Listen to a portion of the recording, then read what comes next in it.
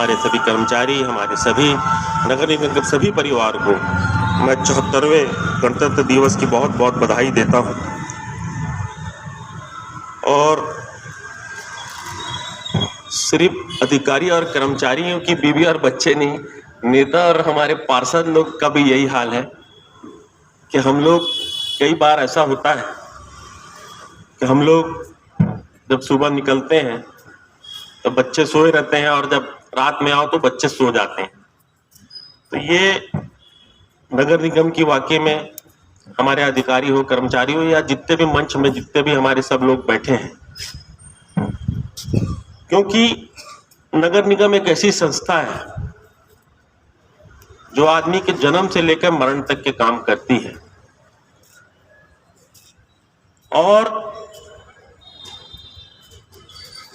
मेरे ख्याल से जिस तरीके से कोरोना काल में हमारे अधिकारी, कर्मचारी, हमारे पूरे 70 पार्षद जिस तरीके से बिना डरे काम किया, ये मेरे ख्याल से पूरे देश में अद्भुत हमारे रायपुर का नाम हुआ है। और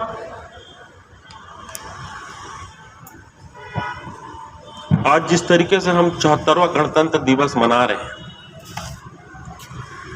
निश्चित तौर पर हमारा संविधान बना, जिस तरीके से हमारे देश में कई सारी भाषाएं हैं, कई सारी बोलियां हैं, कई सारे धर्म हैं, कई सारे ग्रंथ हैं, मगर जिस तरीके से आप इस बुके को देखो, किस तरीके से इसको पूरे तरीके से सजाया गया है, कई उसमें अगर मैं एक भी फूल निकाल दूंगा तो वो कितना खराब लगेगा।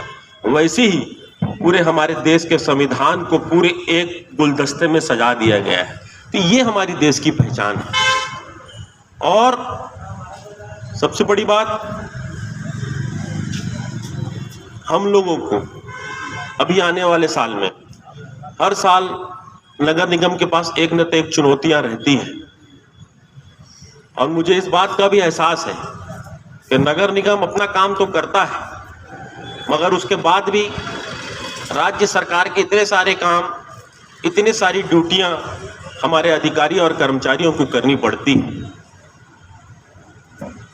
हम लोग सुबह 6 बजे से लेकर रात में 10 बजे तक मैदान में रहते हैं। और जब हम कोई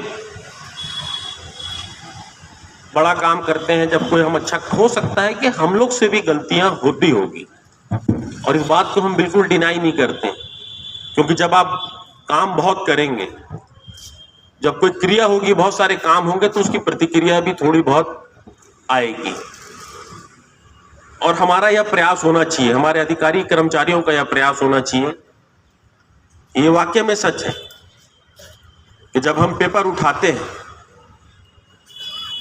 100 हम अच्छा काम करते हैं और सब लोग अच्छा काम करते हैं, मगर एक काम भी अगर हम गलत करते हैं तो 100 काम हमारे छुप जाते हैं, उसको कोई नहीं बताता। मगर एक काम अगर कोई हम गलत करते हैं तो उसको पकड़ के सब बताते हैं कि ये काम आपने गलत किया। और मैं मानता हूं काम गलत होते हैं, मगर आप सबसे अनुरोध है कि जो काम गलत हुआ उसकी पुनरावृत्ति नहीं होना चाहिए, हमको उसको सुधार करना चाहिए। और मेरे ख्याल से हम स्वच्छता संरक्षण में 21वें नंबर पे थे, और 21 से खसक के हम सीधा 6 में आए। पिछले साल हमारी जो रैंकिंग थी वो पूरे देश में 6वें नंबर पे थी। बहुत सारे नॉर्म्स साफ सफाई में होते हैं, बहुत सारे नॉर्म्स को हमको पूरा करना पड़ता है। उसके बाद फिर संरक्षण सफाई का वो हुआ, स्वच्छता संरक्षण, उसमें हम 11वें नंबर पे आए।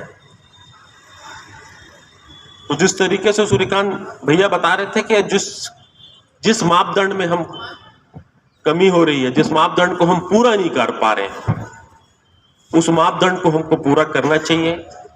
और यदि कोई कमी है, हालांकि पिछले बार तो मुझे ऐसा लग रहा था कि हम टॉप 5 में आएंगे, ऐसी मुझे पूरी उम्मीद लग रही थी, और हमारे पूरे 70 पार्षदों को, हमारे अधिकारी कर्मचारियों सबको लग रहा था कि इस बार हमारी रैंकिंग अच्छी आएगी, मगर ये जब संभव है, जब ये पॉसिबल है, जब इसके लिए सामूहिक प्रयास होगा, तब हम कहीं जाके नंबर 1 पर आएंगे।